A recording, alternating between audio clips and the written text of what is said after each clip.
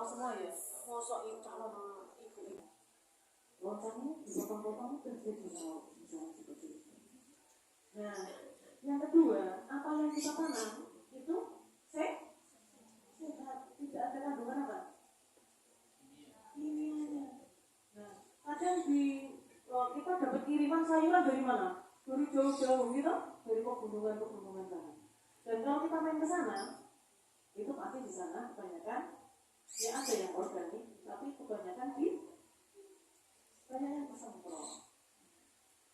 Disemprot kalau dikonsumsi mungkin sehari, 2 hari, 3 hari, sampai seminggu, sebulan, setahun misalnya tidak ada, belum kelihatan, gitu. Tapi setelah usia mungkin sesaya, itu baru terlihat. Oh iya ya, aku kok sering pusing ya, banyak anak-anak ya. Untuk saya ternyata saya sering mengkonsumsi sayuran yang di sana ada pestisida, ada endapan pestisida.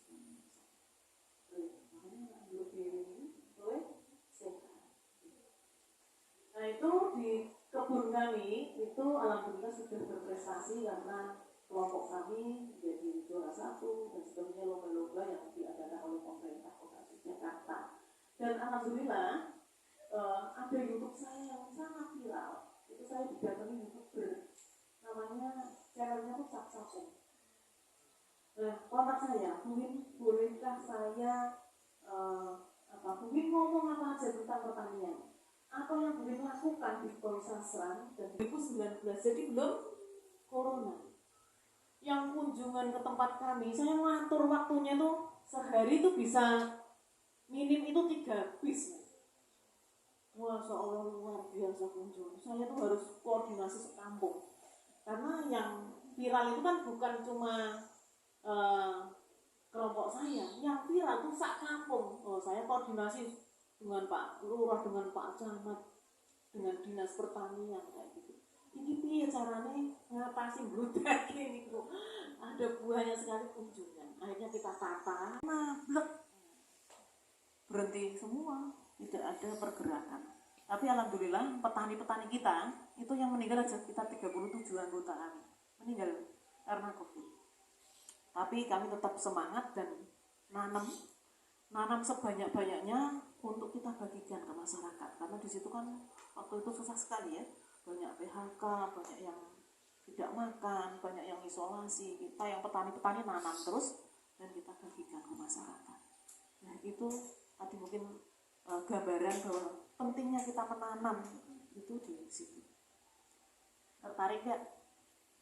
Tertarik ya? Nanti kita langsung praktek ini, langsung nanam yang itu ya. Nanti saya bawakan juga di sana. Oh di sana juga ada pohon buah. Tapi sayurnya ada sih tadi sayurnya dikit. Tapi katanya mati Pak Coy gitu. Ada tulisan itu Pak Coy. Pandulan itu. Saya tak sama Mbak Dinda ini kayaknya pada mati semua Bu. Nanti kita hidupkan ya. Oke. Oke. Nah di kota Yogyakarta itu yang ditanam itu tentunya tanaman pangan yang memang disukai oleh masyarakat. Jangan misalnya menanam yang tidak disukai, nah terus nanti mubazir. Nah itu menanam terong, di situ terongnya nanti garing. Nah, itu berarti mubazir. Kok orang disambel ya, padahal enak banget loh sambel terong. Gitu. Misalnya suka kangkung, ya menanamnya misalnya ya kangkung, banyak, pada ketawa-ketawa, merasa bersalah. Waduh. Kalau menelantarkan makhluk hidup, tanduran makhluk hidup bukan? Gimana rasanya? Kalau ditelantarkan sampai mati loh. Gimana? Ya, sayang ya, sayang, agak merasa bersalah ya. Iya. Nah, kayak gitu kan nanti katanya Pak Ustadz, kalau menanam itu harus dengan niat dulu, senang dulu. Nek nggak seneng Pak, mati nih Bu. Apalagi lewat itu garing dinengke wae. Niku juga ya. Penelantaran makhluk sesama makhluk itu. Ada pasalnya itu. Kata Pak Ustadz begitu. Kalau menanam itu harus dengan niat dan tentunya kita ndonga sik bismillahirrahmanirrahim. Kak tandur kowe yo Pak Coy. Nanti hidup ya, biar untuk makan kami. Biar apa tadi itu logistik kami kuat, dan tentunya sini kita bisa berpikir. Soalnya kalau logistiknya Pak Ustadz tadi kruyuk-kruyuk, makanya saya salaman tadi dulu. Nah itu tentunya rasa mikir gitu. Duh kok aku mumet ya. Oh ternyata aku burung sarapan dan seperti itu. Ya, di kota tidak ada lahan seperti itu. Kita menanamnya benar-benar cuma di tritisan. Jadi pinggir-pinggir kayak gitu, itu masih luang gitu, bisa ditanduri misalnya terong, dikeduk. Nah, terus nanti dikasih pupuk, itu terong nanti bisa gede-gede. Itu ada bibit yang dibawakan oleh kakak-kakak tadi. Terus misalnya ditanami, saya bawa bayam Brasil. Nah, pasti belum tahu bayam Brasil.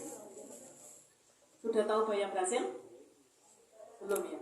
Bayam Brasil ini memang suka Brasil untuk Pak Ustadz. Duko sing nggawa mriki niku sinten?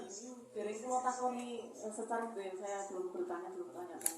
Bayam Brasil ini, oh ya Kak, bayam Brasil itu dari mana? Siapa yang membawa?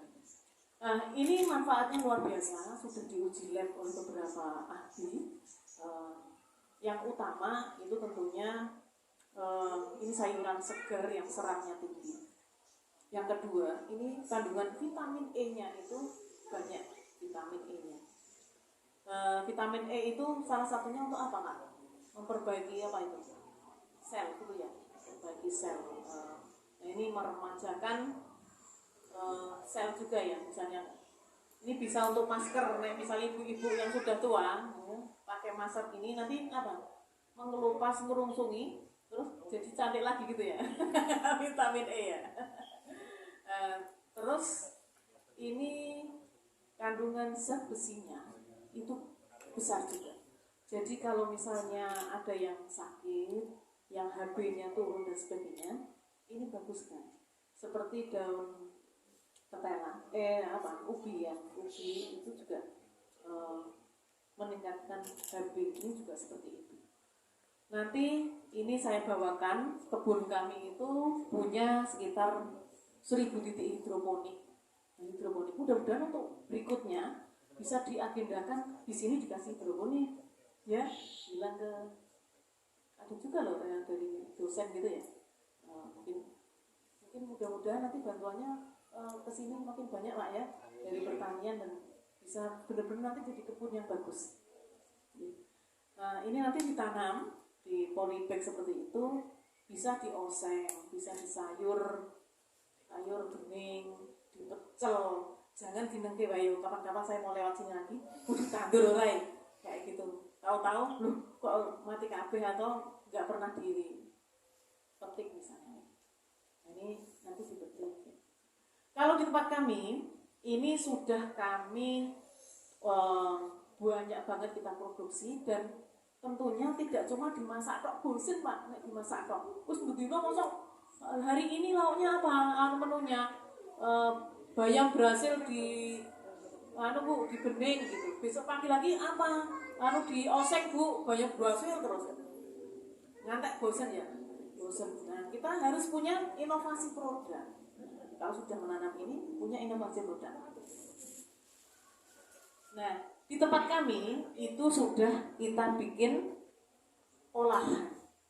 Ini ada stik. Namanya stik bayam Brasil. Cara gawe ini gampang. Besok lain hari saya ke sini bisa juga saya ajar. Kayak gitu gawe stik dan alatnya juga biasanya ibu-ibu rumah tangga tuh gampang Pak. Alatnya niku sing gilingan itu loh. Gilingan itu biasanya ibu bikin pastel, enggak? Terus bikin apa ya? Mie gitu. Pangsit seperti itu. Nah, gampang sekali. Ini seperti ini. Segini kalau dipasarkan di kota Jogja, ini kami jual 15.000. Nah, tapi modalnya itu paling muak 9.000. Sudah di packing begini. Untung betul. Untung. Nah, anak-anak bisa juga bikin ini, dititipkan di warung-warung. Banyak sekali warung di dekat sini bisa untuk penambahan ekonomi juga. Nanti boleh dicicipi. Nah, selain itu, ini ada makanan yang laris juga, namanya bakso goreng. Bakso goreng bayam Brasil. Ternyata, ini masih ada tepungnya ya. Jadi enggak bayam Brasil semua. tapi kami dituntut kalau kelompok atau suatu wilayah akan hidup perekonomiannya itu tidak cuma ditanam kabeh. Kalau ditanam kabeh nanti overload ya hasil panennya, maka harus dibikin olahan seperti ini. Ini juga enak banget, boleh nanti dicicipi. Cukup kok ya nenek, misalnya secuil ya. Ini ada rasa pedas misalnya. Terus ada juga yang original, bisa ada cabenya. Kalau biasanya yang lebih pedas itu, yang pedas itu lebih mahal karena cabai sekarang baru mahal. Nah, kembali ke cabai. Kalau kita punya tanaman cabai di sini 10 saja, tidak akan kekurangan cabai.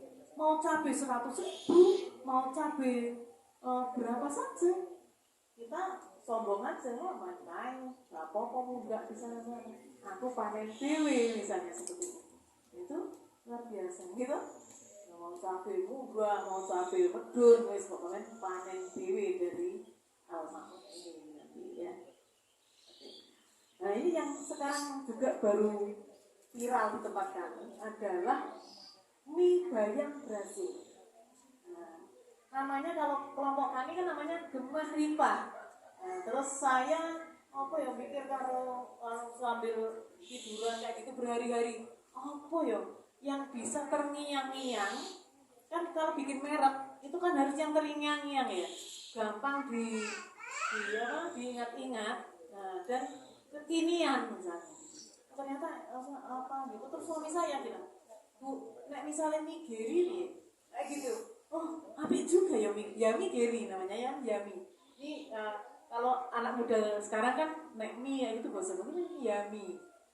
Seperti yami panda, yami kacuan gitu ya. Itu anak-anak muda kan kalau udah senang. Ini yami geri. Terus benar akhirnya saya saya omongkan, saya posting dan sebagainya. Sekarang terkenal yami gerinya begini, yami gerinya begini kayak gitu. Padahal misalnya yang jaga bukan saya, misalnya jualan di mana, itu mau yaminya bumi ya, iya, yami geri karena sudah tahu orang-orang. Ini minyak dari bayam Brasil, Bapak. Kok jangan ngecer-ngecer ya, karena ini proses. Nanti dibal ya. Nah ini yaminya ini kita buat dari bayam Brasil ini. Gampang banget cara bikin minyak. Nah itu dari gilingan yang sederhana itu bisa. Karena kami sudah punya alat ya, pakai alat. Mudah-mudahan nanti sini punya alat sendiri. Nanti bisa juga minyak untuk menu. Kalau ada tamu disuguhkan, bisa juga dijual untuk bazar atau dititip-titipkan di frozen. Alhamdulillah ini lumayan Pak. Monggo nanti mudah-mudahan ya sampai segitunya ya nanti ya. Nah ini di sini sudah komplit, ada kuahnya, ada baksone, ada bumbunya. Nanti saya ajarin kalau misalnya. Terus ada ayamnya juga, ada pangsitnya. Ini pangsitnya juga dari bayam Brasil. Segini berapa? Berani berapa belinya? Ayo Bapak. Misalnya tebak harga 20. Oh 25 berani? Bener loh ya. Nanti saya bawa beli loh 25.000 loh ya. Berapa kita Pak? 10.000 rugi ya. Ini 13.000. Nek matang 15.000. Terjangkau mboten? Terjangkau. Soalnya minyak ini 85 gram. Jadi kenyang. Makan ini kenyang. Mudah-mudahan nanti Bapak ayo kita dampingi di sini sampai bikin ini. Siap mboten? Insya Allah ya. Mudah-mudahan niat baik ya. Oke. Terus cara budidayanya ini itu cuma cukup di stek saja. Jadi dipuntes niki nih. Puntes, nah. Terus diparingi gelas-gelas ini dikasih air. Nah, ini ditunggu sampai ini 3 hari sudah klewer-klewer kayak gini. Ini loh. Sudah klewer-klewer kayak gini. Nah, terus nanti setelah ini sudah seminggu bisa dipindah tanam, bisa juga di hidroponik atau juga yang itu loh, ada budi gambar saya lihat itu kok kangkungnya mati kabeh atau memang belum dikasih. Oh baru beli. Nah ini nanti bisa setelah ini ditaruh di sana karena air dari budi gambar itu adalah POC, pupuk organik cair. Iya betul? Nah, betul. Nanti yang itu jangan dibuang, langsung dibuang cor kayak gitu ya. Tapi diambil airnya, setelah agak bau amonia, biasanya ada agak sudah kecoklatan airnya, itu kadang bau. Bau itu karena ada amonia dari sisa-sisa pakan. Jadi itu diambil aja, pakai gayung juga bisa, gitu. Disiramkan di pakcoynya itu tadi, ya, biar pakcoynya hidup, ya kan? Nah, atau diterong seperti itu. Nah, itu bisa sebagai pupuk organik cair. Prokes banget ini.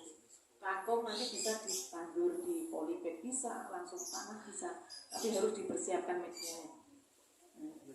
Terus saya bawa dari rumah ini bunga telang. Di sini saya lihat-lihat belum ada. Bunga telang ini manfaatnya luar biasa. Ini untuk misalnya antioksidan. Dibikin minuman enak banget, Pak. Dibikin minuman itu enak sekali. Coba browsing minuman telang misalnya. Nah, terus ini untuk mata juga biasanya untuk direndam pakai air, Pak, untuk misalnya matanya biar katanya bagus lah, kalau misalnya ada yang kata DRN apa itu bisa untuk pakai ini. Ini saya bawakan bijinya. Mudah-mudahan nanti saya lewat lagi ini juga hidup di sini. Tanggung jawab loh ya. Tanggung jawab loh ya. Tanggung jawab. Terus apa lagi? Oh, sudah habis. Nah, itu yang saya bawa dari kelompok dan dari saya. Kita kembali lagi next, Mbak. Oke. Ini tadi bidang kerja hortikultura tadi sudah saya sebutkan. Ternyata proses kita menanam itu ada pembenihan. Pembenihan itu ya proses membuat benih seperti ini misalnya. Ini namanya benih. Benih ini nek nandur berarti tukul ditandur, ya kan? Ya. Tahu sebenarnya ilmunya sudah IPA atau biologi, ya. Sudah tahu. Oke. Terus setelah itu pembibitan. Nah, kalau proses pembibitan berarti menumbuhkan bibit ya. Kayak tadi itu, oh ini pembibitan bayam Brasil. Caranya tadi dengan stek tadi, oh, ternyata mudah. Kalau ini misalnya harus ditumbuhkan, ya. Sebenarnya apa? Nek Jawane membenih biar bibitnya tumbuh itu apa? Jenenge niku. Deder. Nah, hasilnya sudah ngerti itu ya. Deder, nanti dideder. Terus ada juga yang ilmu biasanya kalau di kampus kultur jaringan. Nah, kultur jaringan itu ya pakai lab karena harus steril dan sebagainya. Anak-anak ini masih sudah. Terus produksi tanaman. Kalau tanamannya di sini biar ada terus tanduran nih, niku nggih harus berkelanjutan. Jangan nandur pakco wis panen bar kuwi dan sudah tidak nandur lagi. Berarti tidak ada keberlanjutan. Berarti panennya bisa tok.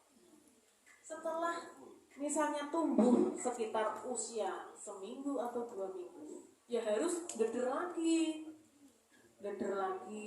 Nanti yang itu dewasa ditandur, yang ini sudah bisa pindah tanam lagi. Jadi hijau terus. Itulah yang lebih paham. Ya kan? Iya, insya Allah nanti mendampingi terus ya. Jadi nanti ya pendampingan terus biar ada ternyata kemitraan ini itu ada hasilnya.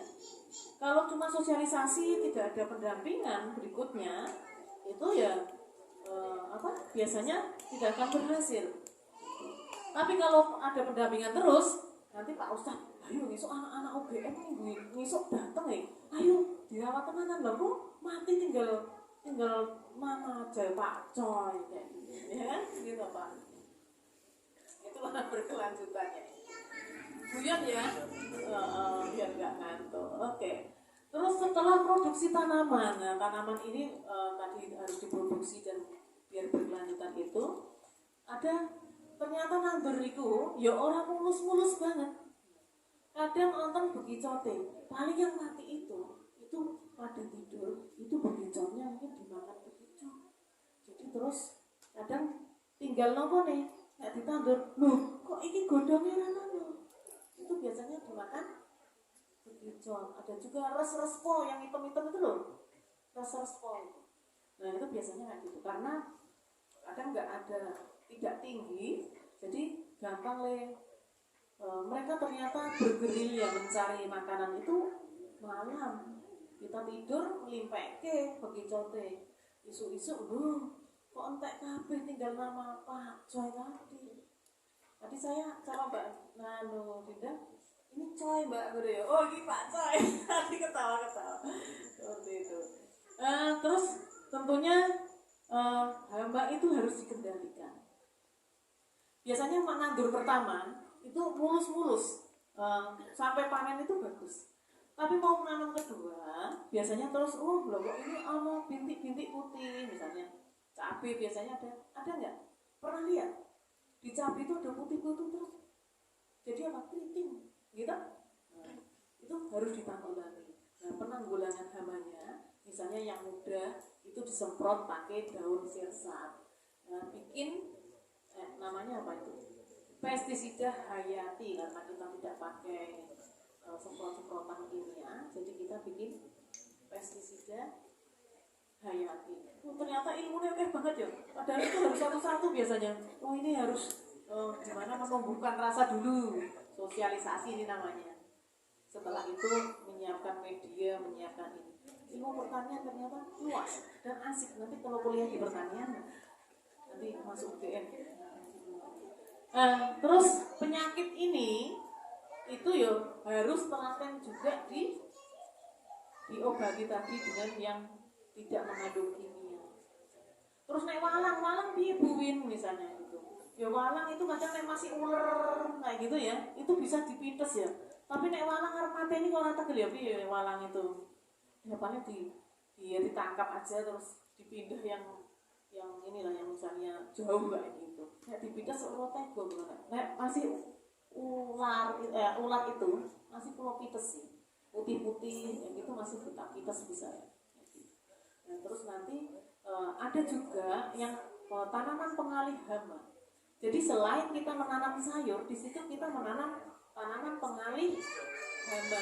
Napa mawon misalnya Mbak dari UGM? Tanaman bunga. Kenikir misalnya. Tahu kenikir? Nah, kenikir yang warna-warni itu loh. Ada baunya. Kenikir itu ada macam-macam. Ada berapa spesies begitu. Jadi ada yang bau, ada yang kadang tidak bau. Kenikir itu kan dimakan juga enak. Pernah makan? Belum ya? Juga bagus untuk antioksidan, juga untuk mematikan sel kanker katanya. Jadi kalau ada kadang ser-seran kayak gitu ya. Nah, itu pengalih hama. Terus biasanya juga tanaman sayur itu didampingkan misalnya dengan jahe, dengan tanaman yang ada bau-baunya kayak gitu. Biasanya hamanya agak canggung, wah mau mendekat nggak jadi, karena kok ada bau nggak enak, kok nggak jadi. Kumbang-kumbang misalnya tidak jadi mendekat karena kok bau ya nggak senang. Setelah kita menanam, setelah kita juga mengendalikan hamanya, kita bisa panen. Panen berarti apa yang kita tanam berhasil, ada hasilnya. Itu alhamdulillah. Nanti bisa panen pakcoynya, bisa panen terongnya, bisa panen kangkungnya, seperti itu. Alhamdulillah berhasil. Nanti coba ya, nanti sebulan ke depan kita panen tidak. Nanti kita berkunjung ke sini, ya. Oke. Setelah panen, nah ini tadi karena panennya berlimpah, kok Pak Ustaz matur Ustaz. Kalau kita sudah panen dan tentunya berlimpah, misalnya kayak tadi bayam berhasil dan sebagainya, itu kita apain biar tidak mubazir? Kita olah ya. Kita olah, misalnya sudah banyak sekali bayam, ternyata bayam bisa dibikin keripik, bisa dibikin keripik. Bedino bayam, terus bedino kangkung, terus bedino terong, terus ternyata bisa diolah keripik, terong, terus crispy namanya, terong crispy bisa. Sayuran bisa juga dibikin peyek dan sebagainya. Itu inovasi produk. Yeah. Oke. dan tentunya dikemas yang bagus. Nah, kita kemas seperti ini dan laku dijual. Biar nggak ngantuk pun dicicipin. Nggak puasa kan? Boten ya, nggak apa. Enggak, maksudnya kan mau merasakan yang berhasil tuh rasanya kayak apa? Bikinan buin, ayo, nggak apa-apa. Dibuka. Nggak apa-apa. Kita santai aja ya, nggak usah ini ya. Nanti malah tegang gitu malah foto kasih ngomongnya buin kamu dengan gitu ya. Jadi, dicicipi. Itu produksi kemarin kita produksi ada 5 kilo.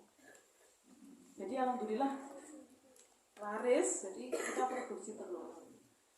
Nah, setelah ada pembenihan, pembibitan, ada kultur jaringan, produksi tanaman, menanggulangi hama, panen dan pengemasan. Tentunya apa yang akan kita lakukan di sini itu kan harus terkondisi. Ya, ketuanya di sini sih ketuanya. Ketua itu seperti saya harus gue gini ya ngelengke terus orang mutungan terus nek dikit ya wis ayo ya harus kayak gitu. Teman-teman kerja bakti dong kayak gitu.